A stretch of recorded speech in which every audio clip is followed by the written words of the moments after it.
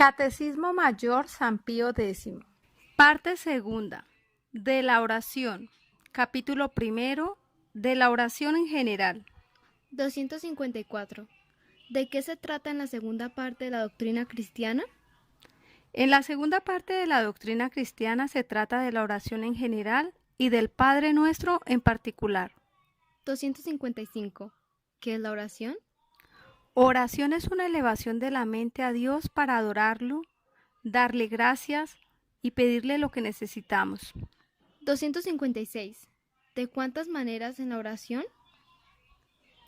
La oración es de dos maneras, mental y vocal. Oración mental es la que se hace con solo la mente. Oración vocal es la que se hace con las palabras, acompañadas de la atención de la mente y de la devoción del corazón. 257. ¿Hay otras maneras de oración? Hay otras maneras de oración a saber, privada y pública. 258. ¿Qué es la oración privada? Oración privada es la que uno hace en particular para sí o para otros. 259. ¿Qué es la oración pública? Oración pública es la que se hace por los sagrados ministros a nombre de la Iglesia y por la salvación del pueblo fiel. Puede llamarse a sí mismo oración pública la oración hecha en común y públicamente por los fieles, como en las procesiones, en las romerías o en la iglesia. 260. ¿En qué se funda la esperanza de recabar de Dios por medio de la oración los auxilios y gracias que necesitamos? La esperanza de recabar de Dios por medio de la oración las gracias que necesitamos se funda en la promesa de Dios omnipotente, misericordioso y fidelísimo, y en los merecimientos de Jesucristo. 261. ¿En qué nombre hemos de pedir las gracias que necesitamos? Hemos de pedir a Dios las gracias que necesitamos en nombre de Jesucristo, como Él mismo nos ha enseñado y como lo practica la Iglesia, determinando todas las oraciones con estas palabras: Per Dominum nostrum Jesum Christum, esto es, por nuestro Señor Jesucristo. 262.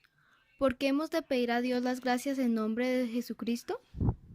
Hemos de pedir a Dios las gracias en nombre de Jesucristo, porque siendo Él nuestro medianero, solo por medio de Él podemos acercarnos al trono de Dios.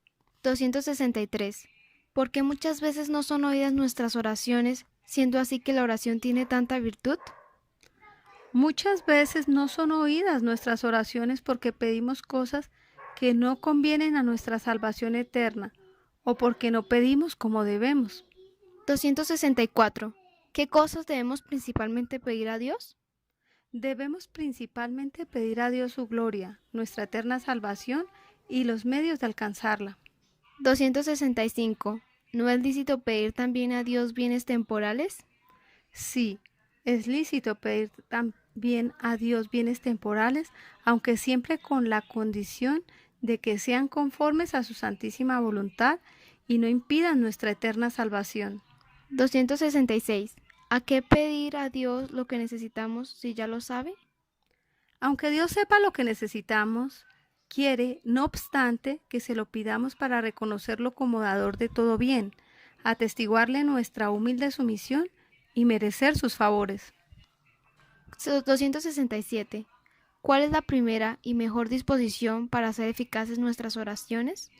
La primera y mejor disposición para hacer eficaces nuestras oraciones es estar en gracia de Dios o desear al menos ponerse en tal estado. 268. ¿Qué otras disposiciones se requieren para bien orar? Para bien orar se requieren especialmente recogimiento, humildad, confianza, perseverancia y resignación. 269. ¿Qué quiere decir orar con recogimiento?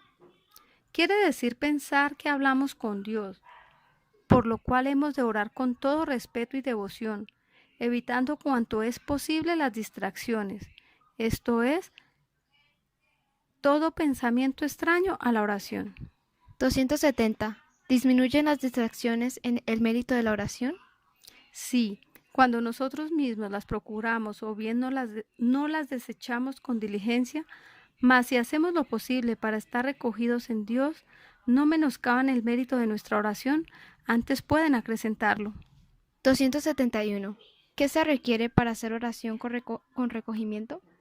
Antes de la oración debemos alejar todas las ocasiones de distracción y durante ella pensar que estamos delante de Dios, que nos ve y escucha. 272.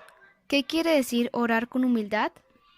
Quiere decir reconocer sinceramente la propia dignidad, impotencia y miseria, acompañando la oración con la postura de cuerpo. 273. ¿Qué quiere decir orar con confianza? Quiere decir que hemos de tener firme esperanza de ser oídos, si ha de ser para la gloria de Dios y nuestro verdadero bien. 274. ¿Qué quiere decir orar con perseverancia? Quiere decir que no hemos de cansarnos de orar, aunque Dios no nos oiga inmediatamente, sino que debemos de seguir orando con más fervor. 275. ¿Qué quiere decir orar con resignación? Quiere decir que nos hemos de conformar con la voluntad de Dios, pues conoce mejor que nosotros cuánto nos es necesario para nuestra salvación eterna, aun en el caso que no sean oídas nuestras oraciones. 276. ¿Oye Dios siempre las oraciones bien hechas? Sí, siempre oye Dios las oraciones bien hechas, pero siempre en el modo que Él sabe que es provechoso para nuestra eterna salvación y no siempre según nuestra voluntad. 277. ¿Qué efectos produce en nosotros la oración?